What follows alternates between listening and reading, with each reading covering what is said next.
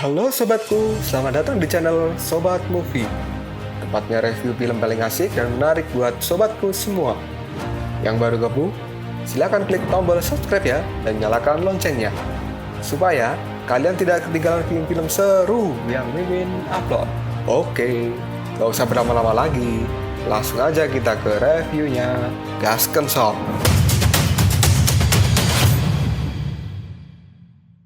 Hey, oke, sobatku terkeren, terkecil, terbaik, tersemuanya. Kita masih bersama Sobat Movie, channel alur cerita terasik sepanjang masa. Oke, kita lanjut bahas Shingji Season 7, Chapter 139. Gak usah cacicot banyak bacot, kita langsung masuk aja ke pembahasan. Aoyushi yang saat ini sudah keluar dari dalam penjara, dia pun akan melindungi Aobing dan melawan Dewa Kegelapan. Dewa Kegelapan yang melihat Aoyushi muncul di tempat ini, dirinya pun kini menjadi kaget dan mengatakan, ternyata kamu adalah Aoyushi, Raja Naga Laut Cina Timur. Dan Aoyushi pun kali ini berkata pada Aobing, Aobing, serahkan orang ini padaku. Istana Naga Cina Utara ini adalah tanah bebas yang terakhir milik ras naga. Jangan sampai tanah ini jatuh ke Dewa Kegelapan. Jika perang ini tidak menguntungkan, maka kamu dan klanmu harus segera mundur dan mempertahankan seluruh rakyat naga. Jangan sampai kejadian di Laut Cina Timur terulang di tempat ini. Aobing kemudian menjawab perkataan dari Aoyushi. Ayahku telah berlaku sangat kasar padamu, tapi kenapa kamu masih berusaha untuk melindungi kita semua? Aoyushi kemudian menjawab perkataan dari Aobing. Apakah kamu telah lupa bahwa aku adalah Raja Naga? Aku tidak hanya berjuang untuk Naga Utara saja, tapi aku berjuang untuk seluruh klan naga sampai akhir. Dan ini yang seharusnya aku lakukan. Ternyata komandan Dewa Kegelapan yang saat ini telah muncul, mereka juga sudah mencari Aoyushi sejak lama. Dan kali ini, urusan dengan Aoyushi akan dihadapinya sendiri. Sang Dewa Kegelapan itu kemudian melemparkan cambuk besi yang ada di tangannya menuju ke arah dari Aoyushi. Tapi Aoyushi tidak gentar sama sekali dan akan menghadapi Dewa Kegelapan ini. Dia pun kemudian mengeluarkan api dari tanduknya dan Aoyushi pun mulai berteriak, aku akan membalaskan dendam seluruh naga Cina Timur. Setelah melakukan teriakan itu, Aoyushi pun mengayunkan pedangnya yang kemudian menghantam cambuk besi milik Dewa Kegelapan. Sampai-sampai cambuk itu pun kini menjadi hancur.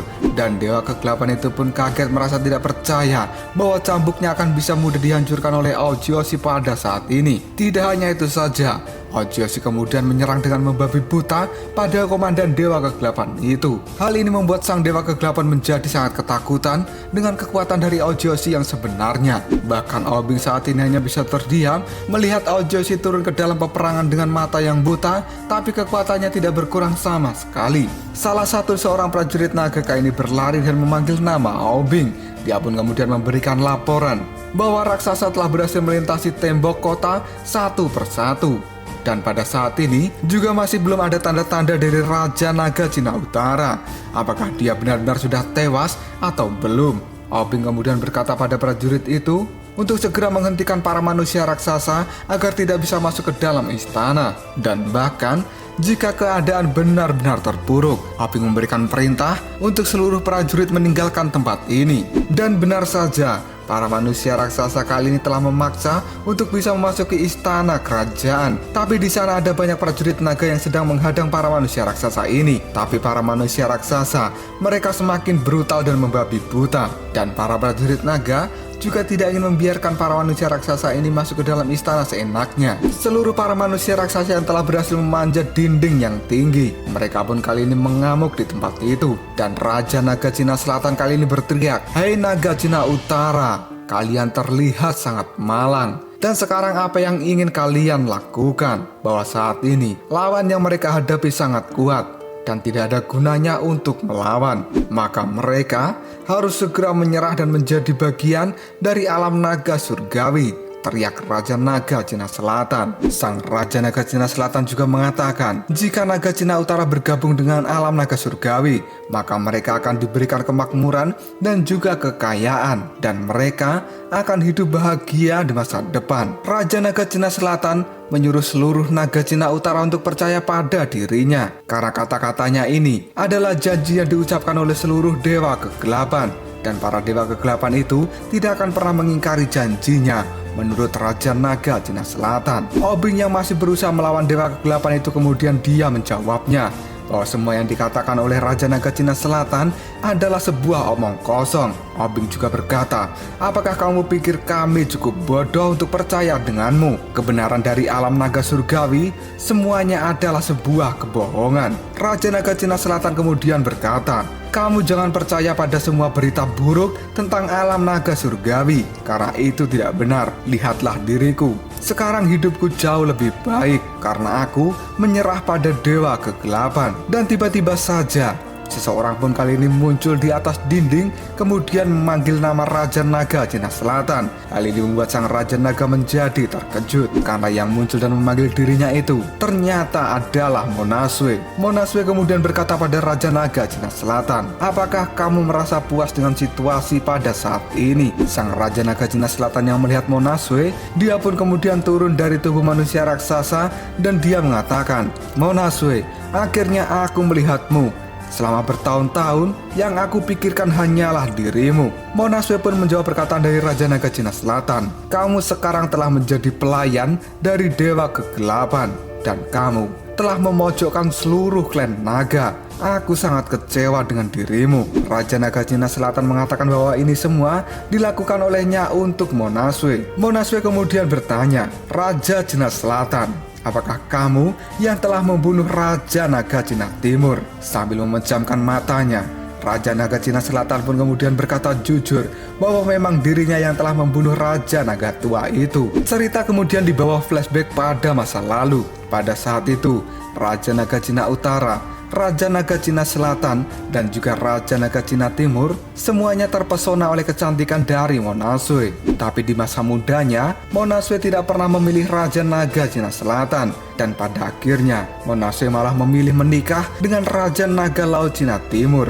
Dan saat ini, Monasue malah memilih tinggal bersama Raja Naga Cina Utara. Hal ini benar-benar membuat Raja Naga Cina Selatan menjadi sakit hati. Monasue kemudian berkata pada Raja Naga Cina Selatan, Laut Cina Timur, Laut Cina Selatan, dan Laut Cina Utara, kalian sudah dekat sejak kecil seperti saudara. Tapi kamu menyakiti mereka untuk keinginan egois dirimu sendiri. Dan sifatmu ini tidak manusiawi sama sekali. Raja Naga Cina Selatan kemudian berteriak, aku melakukan hal ini karena aku mencintaimu. Jika aku tidak menyingkirkan mereka semua, maka kamu tidak akan pernah kembali padaku. Kematian dari Raja Naga Cina Utara sudah di depan mata, dan kamu tidak perlu takut karena masih ada diriku. Datanglah kemari dan berdirilah di sisiku, Monasue. Monasue pun kemudian menjawab perkataan dari Raja Naga Cina Selatan. Raja Naga Cina Selatan, kamu tahu apa? Aku memiliki kemampuan untuk membaca pikiran orang lain, dan kamu adalah seseorang yang pembohong. Raja Naga Cina Utara bukan orang yang sederhana. Dia lebih baik dari dirimu pada saat ini. Kata-kata dari Monasue ini membuat Raja Naga Cina Selatan menjadi terkejut. Dan sekarang, sesuatu pun tiba-tiba muncul dan menghancurkan sebuah dinding besar. Yang ternyata, orang itu adalah Raja Naga Cina Utara yang dikabarkan telah meninggal. Tapi sebenarnya, dia belum meninggal sampai saat ini. Karena Raja Naga Cina Utara masih bisa mengamuk pada Dewa Kegelapan yang mengeroyok dirinya, sambil terus melakukan serangan yang membabi buta. Raja Naga Cina Utara pun berteriak, Dewa Kegelapan apa? Kalian hanya sekelompok dewa rendahan dan sampah yang telah jatuh ke dalam jiwa gelap. Kemarilah kalian semua dan akan kubantai. Di hadapan kekuatan dari Raja Naga Cina Utara yang luar biasa ini, 3 Dewa Kegelapan tidak mampu menghadapinya. Tebasan pedang yang dilakukan oleh Raja Naga Cina Utara membuat seluruh tubuh dari Dewa Kegelapan yang melawannya kali ini mengeluarkan darah, dan mereka pun juga terlempar. Salah satu Dewa Kegelapan kemudian mengatakan, kekuatan yang menakutkan. Dan kini, tubuh Dewa Kegelapan yang telah terluka oleh sayatan pedang dari Raja Naga Cina Utara perlahan-lahan bisa sembuh dan mengeluarkan api ungu di tubuhnya. Obing yang melihat ayahnya muncul, dia pun kemudian berteriak, Ayah, ternyata kamu masih hidup. Dan Raja Naga Cina Selatan juga mengatakan, ternyata si tua itu belum mati. Dan pada saat ini, Raja Naga Cina Utara pun berdiri di atas batu yang besar. Raja Naga Laut Cina Utara kemudian memandang ke arah Raja Naga Laut Cina Selatan dan dia berteriak, dasar Laut Cina Selatan pengkhianat, kamu sungguh tidak memiliki moral, dan aku akan membunuhmu. Sang Raja Naga Cina Utara berkata seperti itu sambil melesat ke arah Raja Naga Cina Selatan. Hal ini membuat Raja Naga Cina Selatan merasa ketakutan. Sampai-sampai dia pun mengeluarkan petir dan akan menghalau serangan yang akan segera dilakukan oleh Raja Naga Laut Cina Utara. Dan kini petir biru pun dilayangkan ke arah Raja Naga Cina Utara. Sang Raja Cina Utara pun sudah terbungkus di dalam petir yang dikeluarkan oleh Raja Naga Cina Selatan. Tapi petir yang dikeluarkan oleh Raja Naga Cina Selatan ini tidak berhasil melukai tubuh dari Raja Naga Cina Utara. Hal ini membuat Raja Naga Cina Selatan menjadi begitu ketakutan karena serangan terkuatnya benar-benar tidak mempan pada Raja Naga Cina Utara ini. Sang Raja Naga Cina Utara kemudian muncul dan akan menebaskan pedangnya pada kepala Raja Naga Cina Selatan. Tapi tebasan itu masih bisa dihindari. Sang Raja Naga Cina Utara yang sudah marah, dia tidak akan membiarkan Raja Naga Cina Selatan lolos begitu saja. Dan dengan pedangnya, dia pun melemparkan sebuah batu besar pada tubuh Raja Naga Cina Selatan pada saat ini. Lemparan batu besar itu membuat Raja Naga Cina Selatan mengeluarkan darah dari dalam mulutnya. Kemudian Raja Naga Cina Utara pun berkata, "Hei Cina Selatan, aku akan membuatmu menangis seperti babi di masa lalu. Karena kamu adalah pria yang tidak berguna. Kamu adalah seorang pengkhianat. Karena hanya itu kemampuan yang kamu miliki. Bagaimanapun juga, kamu tidak akan pernah bisa mengalahkanku." Sang Raja Naga Cina Utara yang sudah marah, dia pun melakukan pukulan bertubi-tubi pada tubuh Raja Naga Cina Selatan tanpa ampun. Sampai-sampai Raja Naga Cina Selatan pun tidak bisa membalas serangan dari Raja Naga Cina Utara. Dan Raja Naga Cina Utara pun kemudian mengatakan, "Melihat wajahmu benar-benar membuatku sangat marah." Raja Naga Utara kemudian melihat ke arah Monasue dan dia mengatakan, "Monasue, kamu tidak perlu ada di tempat ini karena tempat ini penuh dengan asap dan debu." Monasue pun menjawabnya, "Tidak masalah." Kemudian Raja Naga Cina Utara pun kembali mengatakan, "Aku telah menganggap Naga Cina Selatan ini sebagai temanku dalam waktu yang cukup lama. Tidak kusangka bahwa dia benar-benar brengsek dan aku akan memberinya pelajaran." Mendengar kata-kata itu membuat Raja Naga Cina Selatan menjadi ketakutan. Kemudian Raja Naga Cina Selatan berusaha untuk bangkit dan dia berkata, "Hai si tua bodoh, apakah kamu tahu bahwa selama ini kamu telah menjadi bahan ejekan seluruh klan naga? Naga yang bodoh sepertimu tidak pantas mendapatkan Monasue dan dia adalah milikku." Raja Naga Cina Utara pun tidak peduli dengan apa yang dikatakan oleh Raja Naga Cina Selatan. Dan Raja Naga Cina Selatan pun kembali mengatakan, "Aku yang paling pintar di antara kalian. Seluruh klan naga telah kupermainkan. Kamu dan Naga Cina Timur hanyalah sebuah sampah di mataku."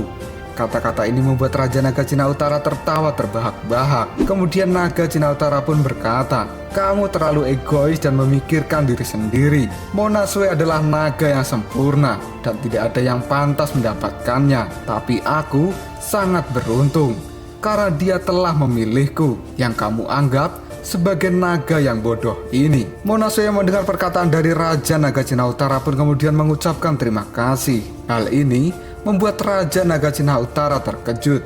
Kemudian Monasue kembali mengatakan, "Skema dunia akan terlihat olehku dan aku melihatnya sangat konyol. Tapi aku suka orang yang sederhana. Selama ini aku merasa nyaman tinggal di istana Naga Cina Utara. Terima kasih atas toleransimu dan aku tidak akan pernah melupakannya." Ucapan dari Monasue ini membuat dua Raja Naga ini menjadi kaget, tidak tahu dengan jalan pikiran dari Monasue. Dan tiba-tiba saja Raja Naga Cina Utara pun kali ini tertawa dan dia mengatakan, "Aku sangat bahagia karena dirimu mengatakan hal ini di depanku." Di saat Raja Naga Cina Utara sedang tertawa, tiba-tiba saja Dewa Kegelapan muncul dari belakang dan menusukkan pedang ke kepalanya. Sang Dewa Kegelapan itu berkata, "Naga Cina Utara yang sombong, di medan perang kamu tertawa terbahak-bahak seperti itu. Hal ini terlalu dini untuk kamu lakukan." Tusukan pedang yang dilakukan oleh Dewa Kegelapan membuat kepala dari Raja Naga Cina Utara mengeluarkan darah yang cukup banyak. Tapi sang Raja Naga tidak bisa mati dengan mudah. Dia pun membanting Dewa Kegelapan itu ke lantai dan mengatakan, "Dasar sampah, beraninya kamu menusukku dari belakang. Kali ini aku akan mencincang tubuhmu." Setelah mengatakan hal itu, Raja Naga Cina Utara pun membelah tubuh Dewa Kegelapan yang ada di hadapannya dengan pedang besar yang dia pegang. dan dewa kegelapan itu benar-benar telah mati. Tapi dewa kegelapan yang lainnya pun muncul dan menyerang Raja Naga Cina Utara. Hal ini membuat sang Raja Naga Cina Utara terluka parah. Aubing yang melihat ayahnya pun kali ini menjadi khawatir. Raja Naga Cina Selatan yang melihat Raja Naga Cina Utara sudah tidak berdaya, dia pun kemudian memanfaatkan hal ini dan melakukan serangan pada Raja Naga Cina Utara.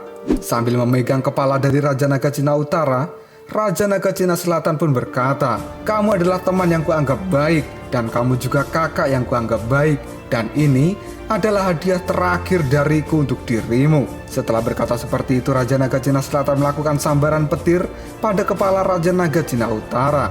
Hal ini membuat sang Raja Naga Cina Utara teriak kesakitan, dan Raja Naga Cina Selatan juga berteriak, "Sekarang saatnya kamu untuk mati." Kita berpindah ke jalur monster. Di jalur monster pada saat ini, beberapa monster-monster yang aneh telah muncul dan sepertinya mengejar sesuatu. Dan benar saja, kemunculan dari monster-monster itu karena mereka mengejar Yihu dan juga Xiaoyu. Tapi dengan mudah, Yihu pun bisa mengalahkan para monster yang akan menyerang dirinya. Yihu lalu mengatakan, "Kalian ingin menyerangku bersama-sama. Kalian hanya akan menjadi makananku. Semakin aku memakan kalian, maka aku akan semakin kuat. Dengan begitu, aku akan menjadi lebih kuat daripada Bailang ataupun yang lainnya. Dan aku akan mengantarkan Xiaoyu sendiri ke surga barat." Xiaoyu yang sudah sadar dari pingsannya, dia kemudian berkata pada Yihu, "Yihu, kekuatanmu memang tidak buruk sama sekali, tapi kamu benar-benar harimau yang idiot dan egois." Sambil menangis, kemudian Xiaoyu mengatakan, "Yihu, kamu akan segera mendapatkan masalah." Dan Yihu pun menjawab perkataan dari Xiaoyu, "Xiaoyu, kenapa kamu menangis? Apa yang bisa kulakukan untuk dirimu pada saat ini?" Xiaoyu pun menjawabnya bahwa dirinya telah melihat kematian di dalam mimpinya. Dan ini adalah sesuatu yang telah diketahui oleh Xiaoyu di awal perjalanan. Dan karena ulah Yihu, maka mimpi itu menjadi sangat jelas dan kematian akan segera menghampiri mereka semua. Yihu kemudian bertanya, "Mati? Siapa yang akan mati?" Xiaoyu pun menjawabnya bahwa banyak orang yang akan mati, termasuk dirimu, harimau bodoh. Sambil menatap Xiaoyu, Yihu pun mengatakan bahwa aku tidak takut mati. Dan Xiaoyu pun juga berkata, "Kamu adalah orang pertama yang akan mati, Yihu." Di tempat lain, Bailang pun kali ini berlari dengan kencang.